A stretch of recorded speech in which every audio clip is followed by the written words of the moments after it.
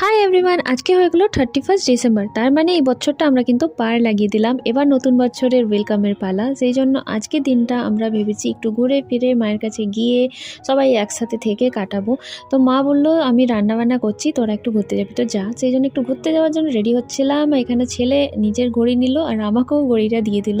তো এই যে হয়ে গেছি রেডি, এবার বেরোচ্ছি। আর এইগুলো হচ্ছে আমার লিপ বাম আর লিপস্টিক, যেটা আমার পার্সে থাকে। তো ভেবেছি লং ড্রাইভে যাব, তো চললাম এবার লং ড্রাইভের জন্য। তবে লং ড্রাইভে গিয়ে নিয়ে মনটা আবার চেঞ্জ হয়ে গেল, কারণ আমরা ধানবাদ যে তোপচাচি আছে তার উপর দিয়ে বেরোচ্ছিলাম। তো ভাবলাম চলো ঠিক আছে, তোপচাচি থেকে একটু ঘুরে আসা যাক। তো চলে এসেছি তোপচাচি লেকটাতে। আর এসেই দেখলাম প্রচণ্ড ভিড়, পিকনিক হচ্ছে এখানে, সবাই মিলে পিকনিক করছে, অনেক লোক ছিল।